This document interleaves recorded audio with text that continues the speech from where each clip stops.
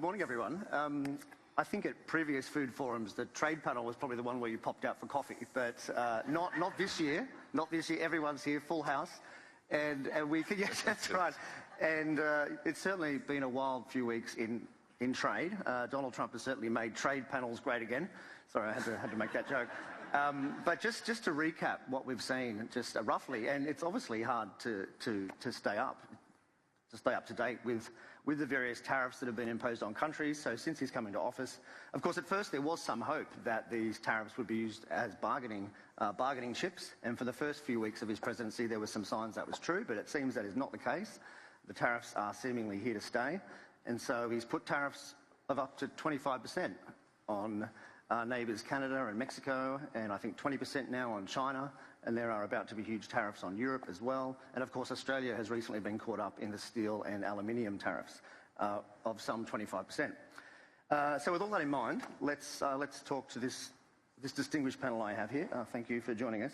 Firstly, just a general question. How concerned are you that we might be at the precipice of some huge global trade war that could plunge the world into recession?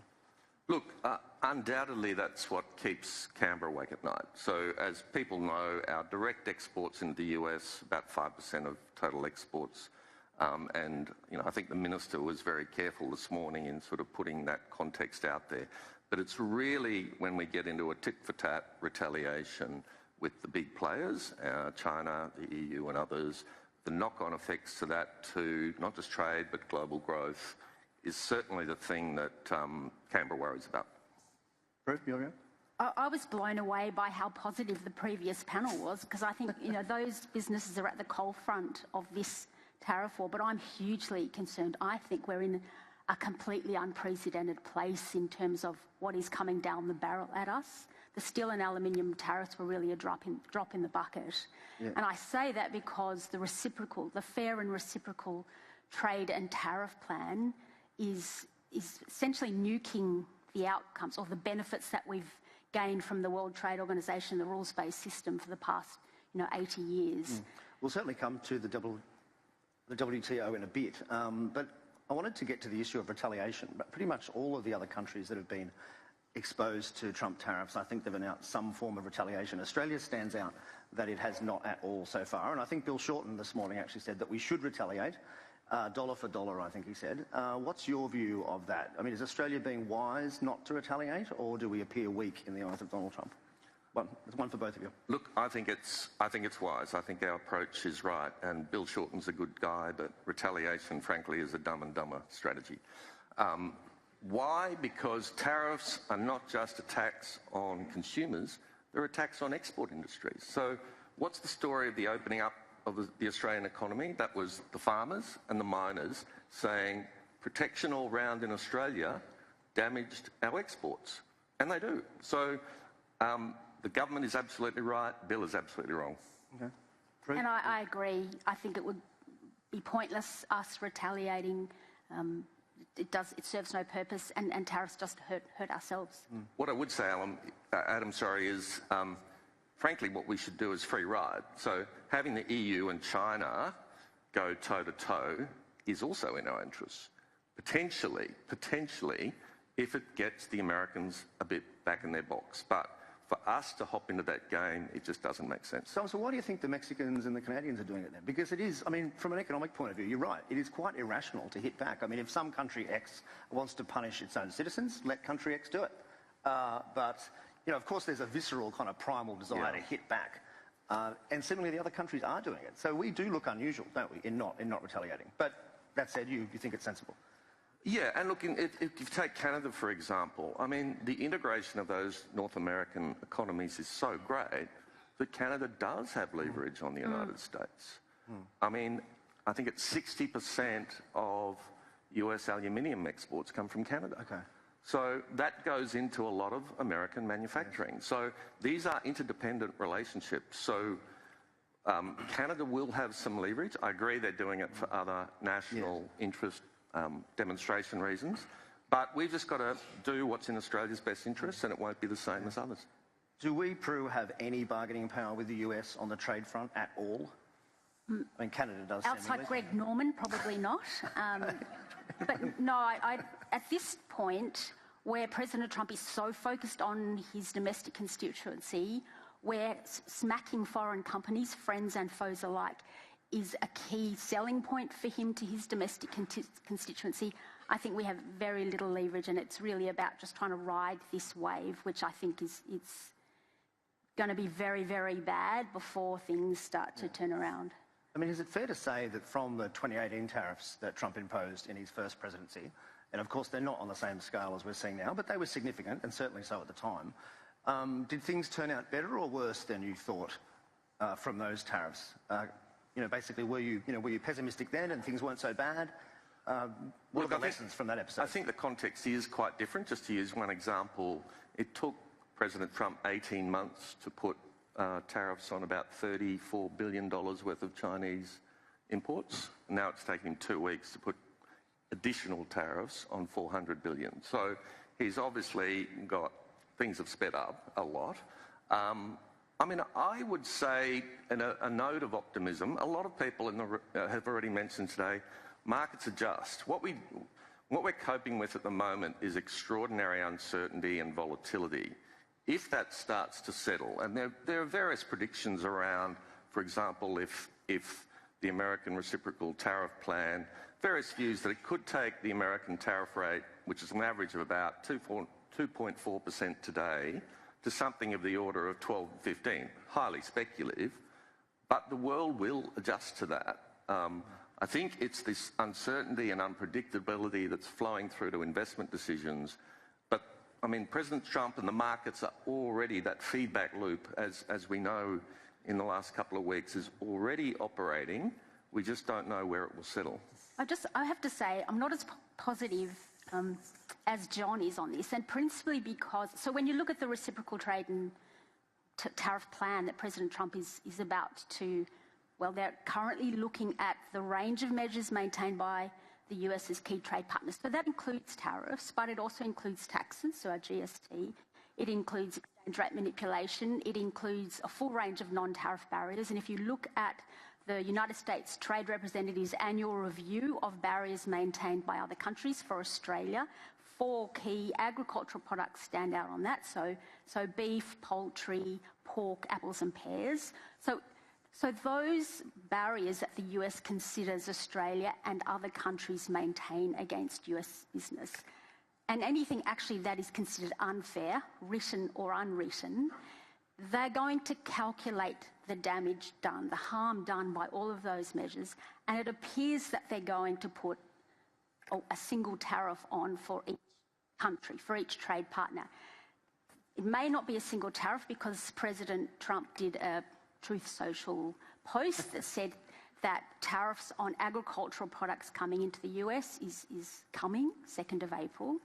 So I think in terms of the uncertainty created by that in global markets, but also just the fact that he is changing decisions all the time, putting on a tariff at one point, he's taking it off at another point. I think it's the possibility is, you talk about certainty coming back. I think it's going to be a long time before we can trust the Trump administration for markets to be certain that current trade conditions are going to exist for any period of time.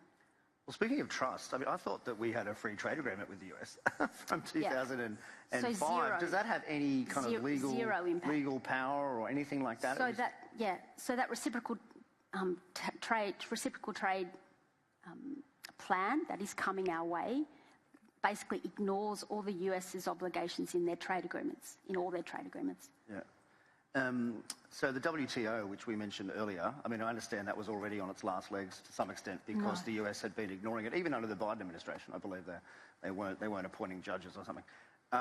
Is it basically dead? No, it's not dead at all. It's in the great benefits it has delivered that so many of us have taken for granted for the past 40 years. We just assumed it would always be there, that those benefits are being nuked at the moment by Trump. I mean, what I would say a little bit, I mean, countries are doing workarounds, though, in the system. I mean, the dispute settlement system, I mean, so the Americans have basically walked away from that, but other countries have agreed to find workarounds. So, I usually yield to no one in my capacity for pessimism to bring down a room, but on today I'm determined to punch through a little bit more positive. Yeah, so I understand China is trying to take action against the US in the WTO. Is that just theatre, though? I mean, the reality is the US completely ignores the WTO's rulings, right? Yeah, it's largely symbolism to demonstrate credentials to others that they want to demonstrate, particularly to the Global South, that they're there at this moment, they're trying to uphold the system.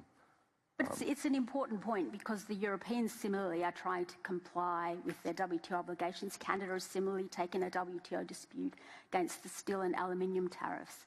And I think how other like-minded countries who value the rules-based system and the certainty that that provides, how they actually respond to this will be critical in terms of how business then is able to navigate going forward. I just want to focus on the April 2 tariffs that might come in on Australia, just to underscore your earlier point, as I understand it. I think the conventional wisdom now is that we don't need to worry about the direct impacts of the steel tariffs.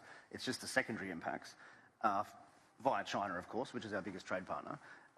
But you're saying that these tariffs on the 2nd of April, they're actually going to be direct tariffs on Australia, and they could be very significant, because I don't think this is widely appreciated yet in the media. It's potentially, yes, there is going to be potentially a tariff on Australia. But even if there's not, if our surplus does save us, which I'm doubtful it will, putting tariffs on ag products going from Argentina into the US, from Brazil into the US, if that product's not able to get into the US, then it's got to find other markets. So all of those relationships business have at the moment with their export markets, they're going to come under severe challenge from goods coming from other countries. And will it be easy for Australian exporters to find other markets if they can't sell into the US? Well, they'll be competing with every other agricultural exporters that's no longer able to get their product into the US. Yep. Just turning now to some of the arguments that Trump and his administration make for their tariffs. And, it's typically, of course, about bringing back jobs and reviving manufacturing. Of course, most economists would say that's not going to work, but that's what he says. But he also says it's a national security argument. We need certain industries in case we're at a war, steel being one of those. Is this something Australia should be thinking too, that we need certain industries, such as steel? Is this a reasonable argument in your view? Look, there's probably one point to make. You shouldn't start with the assumption that all this was sort of free trade nirvana and it's all changed under President Trump. This is a big, long-term transformation in the way America views the world, partly driven by deindustrialization, which in turn was partly driven by the China shock when China entered the WTO in the 2000s. So any administration, and certainly President Biden was using tariffs for a range of reasons, some relating to green transition, but also national security. We have to recognise that the Americans are fashioning an economy that they think they might need to fight a war again. So in that sense, it's entirely legitimate. It's actually in Adam Smith that national security is a dimension. Now, what levers you use in that? Tariffs are one. So I think, as a trained economist, we all hate tariffs. Yeah. But there are other objectives, legitimate objectives out there. There are limited instruments. So I think, to my mind, what I'm struggling to really add up is how does that work if you're essentially blowing up the North American supply chains, including Canada and Mexico, if you want to rebuild an industrial base for future national security challenges? To my mind, that doesn't add up. Any thoughts, Prue, on that?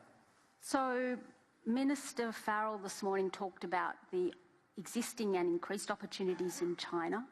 But of course, not that long ago, we've seen China use trade as a geostrategic tool to implement and as leverage to achieve other policy outcomes within Australia. So it's, as I said, we are in unprecedented territory here. So if we're actually turning to a country which has used trade as a weapon against us, and that's our fallback position. I hate to say it, and I think it's actually impractical for us to go it alone to try and build our own national security, to tick all those national security boxes, because we're just not capable of doing it. But I think that's the world that we're in. So just in terms of this second round of tariffs on the 2nd of April, your advice to the government now is don't retaliate. But with that other round, would you change your advice at all, given the severity of them is far greater? to Bill Shorten's argument that, this is embarrassing if we don't do anything, we look weak, etc., etc. Still wouldn't change your advice on the 2nd of April? Not really. Don't do anything? No. I mean, if it's a tax on export industries, no. Yeah, okay. So you've met Donald Trump, at least a bit. Yeah. And so far the Australian government strategy is to publicly fulminate and be angry and say it's a bad day for the relationship, blah, blah, blah. Is that risky with Trump, or he appreciates that? What would you say? Look, I think the calibration was pretty right. I don't think it was too over the top. I mean, I'm sure there'll be others. I mean, obviously with Bill Shorten, for example, although he's not in the Parliament or won't be in the Parliament. I think it's you need to demonstrate to the Australian people that you're fighting for your industries, and you need to be able to persuasively argue why this is wrong. So I don't think it's over the top at this point. Obviously, people. I suspect Malcolm Turnbull and others might have other ideas about how we should take the rhetoric and other measures to other levels, but I think the government's been quite considered. There are big stakes, as we've talked about, so there are big stakes in terms of what's still to come, and we need to be continuing to have those conversations. If the GST comes somehow into this equation, we need to be having those conversations with right across the administration. I mean, it's largely been commerce and USTR, but that would also be with the Treasury as well. So, yeah, no, look, I think it's about right. So what specific things should Australia do then, if anything, on the regulatory front or the tax front or whatever at the federal level to respond to this? Drew, any ideas? I actually think it's the key thing the government can do is change how it engages with business. So for the past, 80 or so years, 70 years, the government was very much about a hands-off approach. We will remove barriers for you. We will let business go and do what business needs to do. Then in the last, 5, 6 years, we've seen what was described by the Biden administration as, a high walls, small yard approach, and that is government would intervene in sectors of the economy that were important for national security. But outside that, they would let markets go and do what markets do. We're in a really new place, so I think we need to see government and business engage in a whole new way in terms of information flows, so government knows where business is being hit, but equally when government knows or has some sense of what's coming down the track, that information is going to business, not in an ad hoc way as it has to date, but in a much more structured and I guess holistic way. Yeah, I'd say there are some things we should be thinking about now. It's a pretty big psychological shock, I think, the Trump tariff shocks, and it can be, I think, for an agile government, a political circuit breaker. Some things, I think, Canberra needs to build its analytical muscle for the world of risk that's out there, but also the opportunities that's out there. So I think at the moment we've sort of been chugging along in a WTO-oriented deep globalisation world where we think the risks are relatively low. The risks have gone up, and we need our bureaucracy in a position to identify what those risks are. As Prue said, work with business on them. I think my personal view is I think Future Made in Australia needs to be recast somewhat because of the security elements. I think at the moment others will have a different view, but I think it's overweight net zero and underweight national security. We need to redesign Future Made in Australia with a clearer national security lens. And then in a positive sense, we do have to look at where these opportunities come for Australia. And what I would say is we should move on from our traditional, highly successful approach, which was a range of free trade agreements which focused just on market access, to build a sort of new generation of economic security agreements. Right through Asia, look at Latin America, look at Europe, because of this question around trust and reliability. And that is an Australian strong suit. So we should absolutely send our diplomats and trade officials out with a brand of trust and reliability, and we should focus on food, we should focus on energy and critical minerals. Just a final question, a somewhat philosophical one. Do you think that conventional economics or conventional trade economics was naive throughout the 80s, 90s, early 2000s in thinking that borders didn't matter and not realising that at some point they were going to come back because of nationalistic reasons and so forth, and you would end up with these tariffs?